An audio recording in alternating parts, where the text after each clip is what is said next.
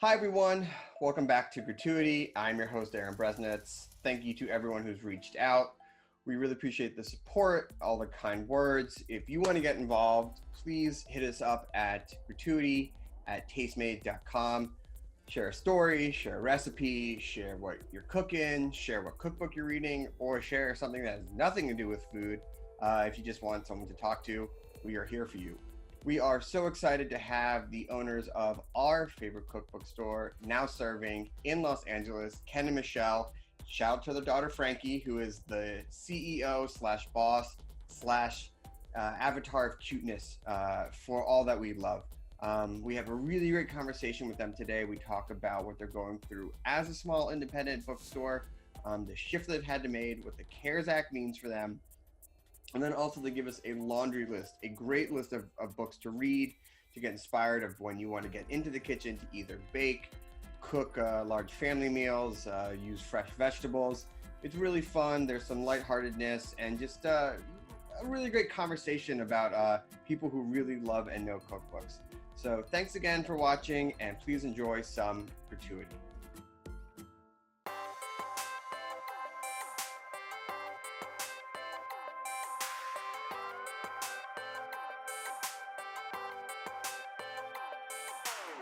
Ken and Michelle, thank you so much for joining us. We really appreciate taking the time out from your day. Welcome to Gratuity.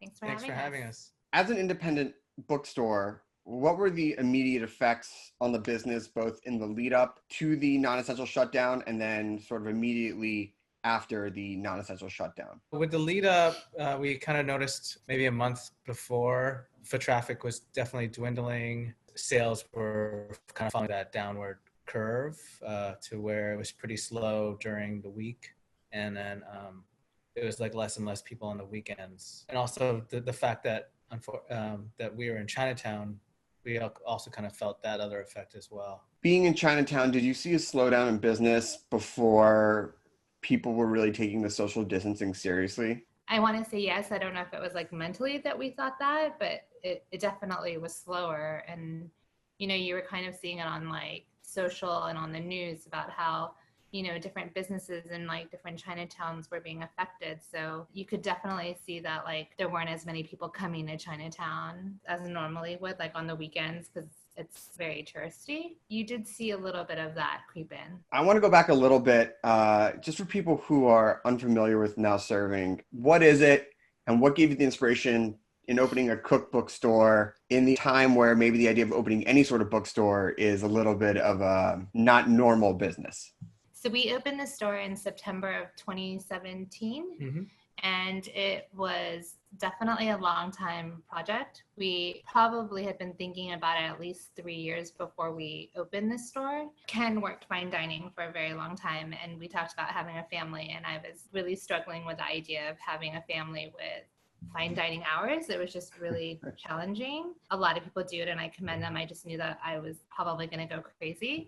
We kind of had to like think of something that Ken could still do that would keep him in food, but maybe not have the rigorous hours of fine dining. As you can see, he has an insane, although this is not even. I was going to say, that's like a taste, right? Yeah. No, this is his cookbook collection, but compared to other people that we've met since having the store, this is like nothing. Yeah. People have like turned their lodges into like their Libraries. libraries. So this is like nothing. He's entry level at this point. There hadn't been a cookbook store in LA for a really long time. Right. We knew it was a way for him to still be connected with restaurant industry, which is really important. I think that more so than just like food, it's just industry connection. We thought this would be a good compromise where he's out of the restaurant, he's more available if we decided to have a family at that time, and then give LA what we think it needed in a way. Yeah. You know, with all the talk of LA being this very important food city, I needed a space like this that was more community-based. Yeah, I've heard it many times, and I would even say it. Now Serving is really this communal meeting place, this clubhouse for people who are in the LA food scene. There really isn't a curated, centralized place that's open to the public. How have you felt about making this place for people to come, both in town and people who are into the food scene from out of town, as a destination for when they come to the city? The whole inspiration for the store was basically where would Ken want to hang out on his day off? That is basically the whole premise. Like he came up during a time of like when record stores were a really big deal and you could hang out there for hours on end. And so whenever we would go anywhere, like if we ever went to San Francisco or back to visit his family in New York, we'd always go to Omnivore, Kitchen Arts and Letters. It really was like, where would Ken hang out on his day off? And that is what the store turned into. Yeah. Can you help people understand what it takes to run an independent bookstore? What is the business of it? So that when we talk about what it takes when you go through a pandemic, people have a little bit of a better understanding of like what you're going through right now. Pre-pandemic, what was the day-to-day operations like, or even week to week or month to month? I think it probably would be easier to break it up into like seasons. Sure, that works. There's 2 cookbook seasons. There's spring and then there's fall. So that's kind of like the 2 markers, at least for us. Right. And then holiday also. But holiday, like fall cookbook season, like blurs into holiday. We had no retail experience. Ken worked in a bookstore years ago. I actually worked in an independent bookstore right after I graduated college because I was scared I couldn't find a job. Got it. And it's funny how almost 30 years later, it's now full circle. So I think day to day, we run a really small operation. We have 2 part-time people and us. So day to day would be a lot of, in the store, there's a lot of hand selling. People come in and they want to talk and hang out. And so you spend a lot of time in conversations about where to eat or what to eat or trying to figure out a cookbook for somebody or a gift or whatnot. So there's a lot of that. Ordering, Ken does the majority of the ordering. Yeah, for the books. Yeah, for the books. Social media, a lot of like having to like think of content and interact. Yeah, we don't do any paid advertising, so we don't have an advertising budget. So it's really social media. It's amazing how much time it takes out of the day to really push your business and get your brand out there and connect to authors and to your guests who are looking for a certain book or an item. You talk about in-house sales, but you also did have an online component plus special events. Can you break down what the business was pre-pandemic and what are we looking now post-shutdown as far as what was the business drivers for the store? The events, the author events and the talks were definitely obviously a way to bring everybody into the shop and have that intimate relationship with the author or the chef people came to see. It was really a way for us to pay our bills. It really helped. That was the nuts and bolts of it. Online sales. The shop came online in the fall of 2019, and it started out small because we were just trying to put up stuff that was coming in, like new releases and everything. Sure. Like online sales were like nothing. That's just definitely where we didn't have our focus. Pre-pandemic, it wasn't even 10% of our sales. Yeah. And now? Now it's all. It's all. Probably like 85% of what we are trying to do. A lot of people probably realize this now if you're a small business owner or any business owner independently, that during the situation, you're actually working so much harder and longer because there's 0 support staff now. Yeah. So now it's literally Ken and I. So it's like us putting everything online, us mailing the packages, us answering questions, so it's like we ran a really small staff before and now it's even smaller, but it feels like like so much more work. Like It really feels like the beginning all over again. It's basically we're starting a new business. Yeah, we're starting a new online business. Yeah. Do you feel extra pressure because of the situation as well, beyond just the business? For sure. Everyone is operating in crisis mode. So already physically and emotionally, you're taxed. So you try not to have that affect your behavior. We also have a toddler. So we have to be we're also really aware of trying to not have her pick up on any energy that might Sure. kind of throw her, So it's definitely a lot of having to divide time because, in crisis mode, you just have to do what is in front of you and what's the most important. So that's how we're handling it. It's what needs to get done, one step at a time, really. Right. Now with the CARE Act passed, which does have some carve out for independent businesses like yourself, what type of timeline are you looking for both either understanding what you're going to be getting from the stimulus bill or when would that help actually start rolling in? or what can you expect to even get from the stimulus bill? For the last couple of weeks, my head's kind of been spinning. Like, I think I've applied to 3 different loans or grants. I think as far as the literature goes, we're hoping for at least, 10 grand, which is really nothing, but hopefully more. And, we would love to be able to, bring in Nancy, who is our longest running employee, really. And also my sister-in-law, but, it's really family business. Her schedule went from, working almost 25 to 30 hours a week to now she's just working a lot. She's working a lot less than that. But we'd love to be able to bring her back to her original schedule, because the thing with being a small business owner, and any business owner, you have all these people who are on your payroll that are depending on a paycheck, and that is very important to me. For sure, that weighs on us too, because she is actually family, but when it's that small, even when they're not family, they feel like family. And nobody goes into owning an independent bookstore to make a lot of money. It's definitely like, you love books, you love people, you love that community. So if you're in it, you're doing it for that. You're not doing it for the money. So when there is what little money there might be goes away, it just weighs really heavy on us. It's a lot of energy that is required that I think sometimes people don't realize. And so you want to be able to provide for our staff. Does that for us? Yeah, I think it occurred to me the other week, with all this stuff going on, that I still think of us as we're in hospitality. Sure. Of course. And we actually happen, instead of selling food, we offer books and other culinary items. So that's the industry that Michelle and I know, so that we kind of run it that way. The store is very well curated, and when you go out to eat, you can look at a menu of something that's also very well curated. And the great thing about your store is that there's so many curation of ideas and inspiration, and just like, oh, I didn't know about this, or I didn't know this book existed. I mean, even with how fast books are coming out now, be like, I missed this book. I missed the press release, or I missed this in my Twitter feed for a week. And I go and it's like, oh, I didn't even know that there was a Southeast Asian Thai street food book, or that there was this Nordic, baking book, or books about like how to serve my friends and family. And I think that like there is something about the physicality of your store that is providing a very unique service that you can't find anywhere else. Thank you. Yeah.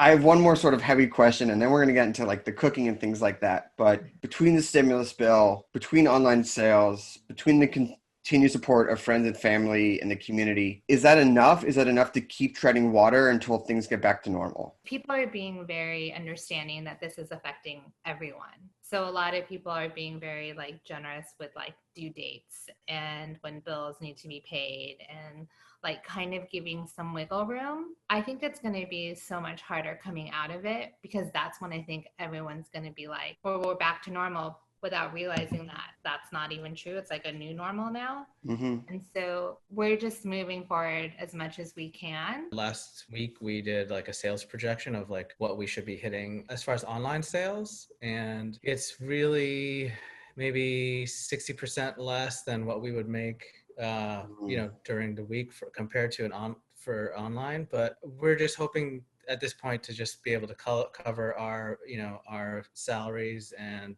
Nancy's, her hours. And I mean, one thing that I'm also kind of grateful for, being in the book business, the publishers and the vendors, compared to like a restaurant, the terms are a lot longer. With a restaurant, it's so much based on like the cash flow. We're actually very grateful to some of the publishers who have extended their terms from 30 to 60 days to somewhere like 90 to 100 days. That's amazing. And also the books are not going to go bad. They're not going to spoil, right? Like the value doesn't drop in the way that a tomato or bread or lettuce would. For sure, yeah. I mean, there is definitely a lot of things that we are grateful for, and we try to take stock of that. Like whatever happens at the end of the day, like I think we have a good attitude about like whatever happens will happen and we'll be fine. You know what I mean? And like whether or not like now serving will still be there, like to be determined, but we'll be fine. Especially because we are married and we have a toddler. that has to be what the focus is, you Right. know? 100%. And I think it's very interesting with people who have independent businesses, whatever they are, and the family. And you're just like, it's not like, well, it's just not going to work out. We're going to fold up the life. It's like, you got to go into it being like, we're going to get through this one way or another, and we're going to do it together. All right. Enough a little bit of this, of the heavy stuff, because I think that there has been some positive things that I've seen, at least in the food community, or people who are entering into the food community, people actually getting into their kitchens, right? Like turning to the cookbook that they may have bought and have never opened, or the experiment they want to try. And the biggest one that I've really seen is baking. Even myself had been like, I made a sourdough starter.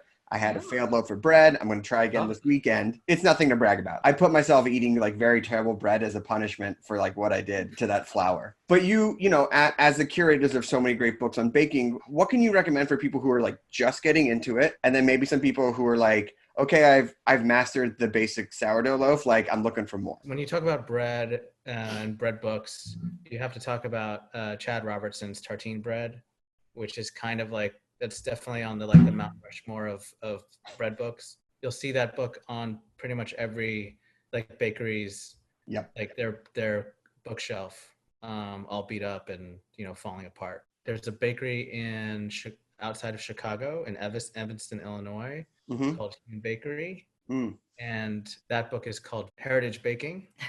The owner of the bakery, Ellen, she learned by reading the Tartine bread book, but she wrote her own book, which is kind of like, it's almost like a distillation, but it's still a very strong focus on like using heirloom grains and, artisan wheat. When I told my buddy that I was going to try baking, he sent me that tartine bread recipe for my first one. And I went, I don't even know the scale. So I don't know what you want me to do here. Right. Yeah. And he's like, oh, just do a simple gram to cup conversion. I was like, I can't. Yeah, I have to say that there's a great book for beginners. Yes. By Jim Leahy, who runs Sullivan Street Bakery in New York, and it's just called My Bread.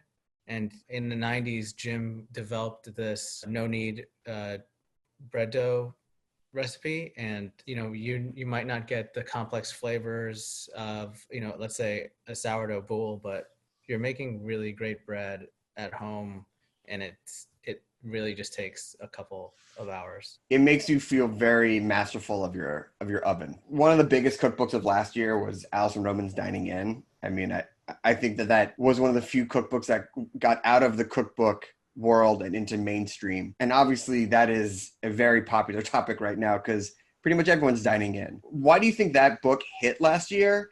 And then if I already own it or I don't own it, what other titles are similar to that I could order if I'm looking for like cooking home every day, 3 meals a day type of inspiration? I mean, I think Alison Roman is, for one thing, her recipes work. That's always great. Like if you can get a recipe that actually works and is successful, that's going to make you confident, and it's going to make you want to cook more, and it's going to make you trust her and cook more of what she's putting out. I also think that her personality and just her recipes, they don't feel fussy. They feel really approachable. They feel like there's room for error. It gives you permission, essentially. Yes. I think that is probably like why it was like a really successful title. I think like you were saying, the fact that her recipes are pretty much bulletproof. Yeah. That's the reason why they actually go viral, is because, you have all these people who are like, oh, did you make the stew? Did you make the cookies? Did you make this? Yeah. And she really, tests the hell out of her recipes. So that's why people are really attracted to them and drawn to them. And so if I own that book already, are there any other books? I know there's Hosted, but are there any other books that are dinner party or cooking at home and, family meal inspired cookbooks that you love? There is Where Cooking Begins by Carla Lally Music, who is the food editor at large for Bon Appetit. Yeah. Her book is amazing. She's an old colleague of Allison as well, but it's great because for every recipe, there's a list of ingredients that if you have at home, that if you have that around, you can actually just throw into the recipe. Right. There's like substitutions that she lets you do. Like, I think it's called like the swap list, I think. Yeah. And it's also really good if you don't, because the way the book is divided, the first part is like techniques. So it's also really good if you're like, you don't know how to cook. And it kind of goes to that. And then the back half is the recipe. So she kind of teaches you some fundamentals, then you get into it. And I think what's really great right now is that, especially with someone like Allison or Carla Lally, there's so much video support for them. So it's kind of like, if you have the book and you're stumped, there's just so much out there that you can watch that will kind of like help you navigate through a recipe, especially one that they may have written. And especially with like Instagram right now, I feel like every chef is doing like little live cooking classes. Like it's this sabbatical that everyone's getting to have right now, and like cooking and like mastering all these like home economic things. It's like, if you are part of that demographic that is able to do that, there is a lot to get out of this quarantine. I mean, I think that there's a lot of master classes going on right now that are just like, oh, Massimo is going to teach me how to make pasta today. I know, right. Cool. Very cool. You actually bring up a good point about availability of certain ingredients and having to be flexible during this time. Because sometimes you look at a cookbook and you go like, I don't have this ingredient. I don't know what this is. I can't get it. It's like that. And especially now with grocery shopping, you might go to the store with a plan in mind. And I mean, forget even have like alt milks or alt flours. Like you may not get milk and flour. Right. You listed one cookbook. I don't know if there's another cookbook that also offers flexible cooking, but what advice would you give to people who are cooking out of cookbooks, maybe for the first time, of how not to get discouraged? I would say that this is not a time to, if you're having shortages on ingredients, or like, I mean, I know we live in LA, so one of the fortunate things that we have seen is that a lot of restaurants are turning into like marketplaces. So maybe some of these harder to get ingredients are actually easier to get now, because the restaurant that you used to go to is now converted into a store. I would probably say that if you are having problems getting ingredients, that it's maybe not a time to explore foods from other regions, you know, unless you can get it online. Like anything that's going to require you to build a new pantry, this might not be the best time if you can't get that stuff. I would say it's probably a good time for doing like roasts, like things that can be taken and you cook it off and then you can make it into 19 different things later. Sure. You know, like a roast chicken or a piece of meat or vegetables, or like cooking. Like one of our favorite cookbooks is Whole Food Cooking Every Day by Amy Chaplin. It's not the way we normally eat. It's like vegan, gluten-free, dairy-free, refined sugar-free. Like Ken worked at a steakhouse. Like this is not the way we normally eat. But the way that it's almost like a manual, and it just tells you how to like properly roast your vegetables and how to steam your vegetables and how to cook your greens. And like it has different sauces, and then you just make all those components and you have it, and then you just kind of like mash it up, like however you want to do it. You know, it's just basically you're making mise en place, and then for sure you got it in the fridge. And I think, you know, that's also a good thing too. Like I think a good way to approach cooking right now is to think about, all right, I'm gonna make this braised, but then I can get 3 or 4 dishes out of that this week, and it doesn't feel like you're necessarily eating the same thing for 4 straight days. Right. Which, you know, sometimes I love doing that. Like I love eating stew every night, but a lot of stew eating in this house right now. A lot of stew eating, a lot of pasta in this house. So much pasta. So much pasta. I want to get one last suggestion for type of books, especially since as we head into the summer season, is that a lot of fruit and vegetables are going to be becoming available. And that is a good way to also support local farms, which I think will not be just a trend anymore. I think you're going to start seeing a shift to people buying maybe more CSAs and things like that. Obviously, there is as we saw, the farmers markets getting shut down this weekend because of social distancing issues. But I think you're going to see a way that people can really focus on like what's being grown, what's seasonal. And thankfully, we're heading into summer because especially in LA, like it is a bounty. What are some of your favorite vegetable or fruit focused cookbooks that you love? 6 Seasons is really great by Joshua McFadden. I mean, love it. Yeah. Love it. It's love timeless, right? When did it come out? 2017. And the book, we just say it sells itself. Yeah. It's kind of like I would say, if you like going back to your Alison Roman question, that would be like what I would suggest. Yes. Like, oh, I really like Alison Roman, but I want to cook a lot more vegetables. I'd be like 6 Seasons. It's a great book too. If you get a CSA box from a farmer, you can just flip through the book and see, okay, he does this with kale and he does this with turnips, and you know there is animal protein in there, but it definitely makes you feel like you're eating a little bit healthier and supporting farms. There's also Roughage by Abra Behrens, who is a chef, but she also ran a farm for a very long time. That's in Michigan. It's organized by vegetable, so you really can kind of like see the whole breadth of, how many ways can I cook a head of cabbage? Then she literally goes in there. Right. It's like almost like this would be a really good book. This one, and then David Tana's Market Cooking. Is that what it's called? Yep. Market Cooking. Those two books are divided. They're just basically like, they feel like a glossary of vegetables. So especially if you're getting a CSA box where you're like, I don't normally eat eggplant. I don't know what to do with eggplant. Right. You just turn to the chapter on eggplant and they tell you like how to prepare it, how to store it, different ways to like cook in like different preparations. And like, there's only like 2 or 3 probably for each vegetable. So you don't have to be like overwhelmed by it also. Right. Right.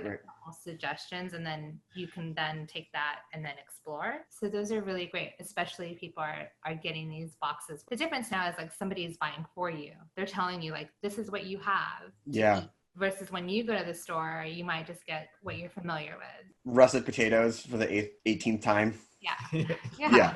Right? Yeah, who doesn't love a potato? But yes, I mean, that's definitely, especially as small farms take to Instagram and are listing out all the different ingredients, it's a good way not to feel intimidated.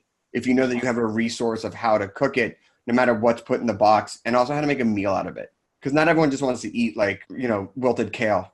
They're like, how do I take it into a meal? In the immediate future, you guys are doing online sales and shifting that way, but also a big part of what you used to do is have chefs come through and push their books and things like that. Are you doing anything through like Zoom or virtual chats to still allow authors to talk about their books that are coming out during this time? We completed our first one with Sophie Egan for her book, How to Be a Conscious Eater.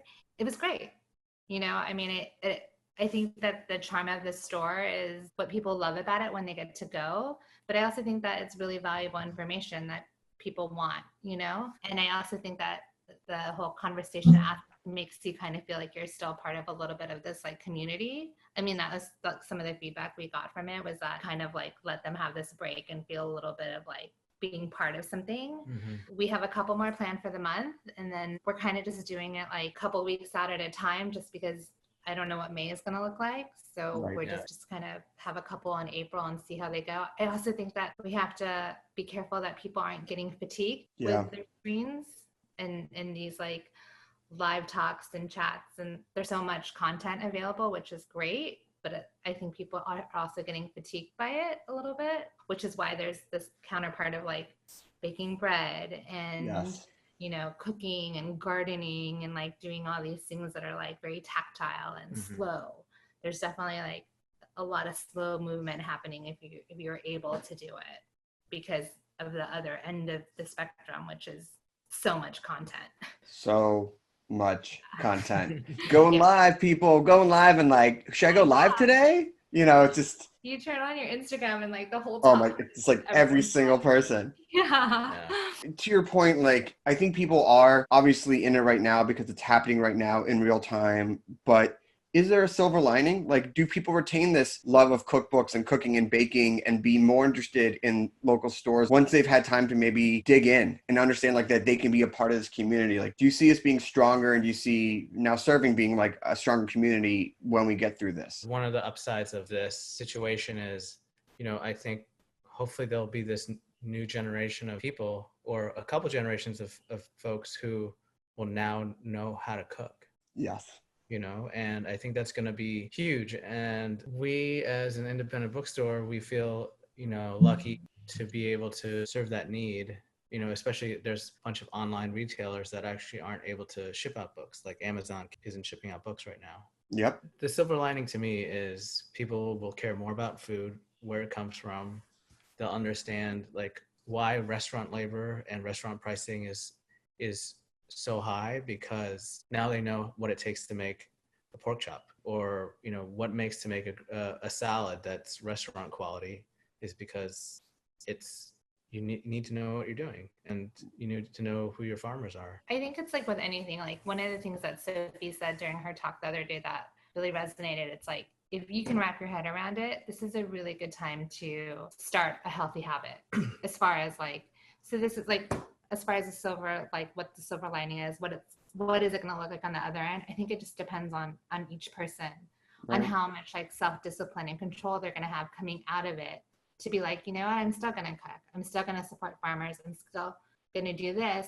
Or it's just going to, like with any habit, like the running shoes are now just sitting there. And, you know, it just depends on how strong the groove is kind of like made on the person during this time, you know, how Right. impacted they are by this like action. And I do hope that at the other end of it, there is an appreciation for like the farmers and like restaurant and every industry. I have in this time have developed a really deep respect for our UPS delivery guy and for the postal service, and like knowing that books are arriving to people, like just knowing that they got their book, like I'm so grateful. It really is making you like focus on like how everybody is connected and how everyone's job is important, and like hopefully that will still, at the end of this, at the other side of this, that we'll still have that as the takeaway and not go back to taking things for granted. Awesome.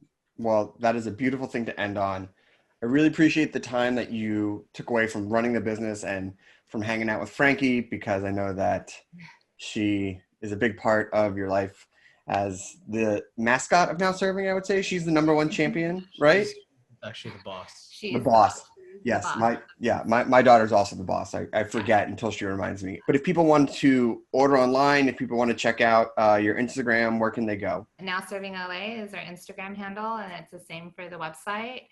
If you see a title, if there's a title that you're looking for, or you need any like suggestions or questions, it's such a small fraction of what we have in the store. They can just email us at hello@nowservingla or .com or DM us. Happy to help. Awesome.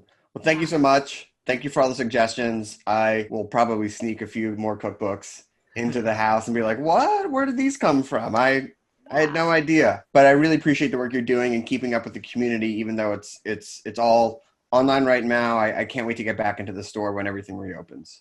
Thanks, Darin. Thanks so much, Darin. That means a lot. It's a pleasure. Yeah. Of course. All right. I'll see you guys soon. Bye. Take care. Thank you, Ken and Michelle. We really appreciate you taking out the busy time in your schedule to sit down with us. If you have any questions about where to get books or how to get in touch with them, we have some links down below. And if you want to get in touch with us, please send us an email at gratuity@tastemade.com. Thank you so much, and we will see you next time.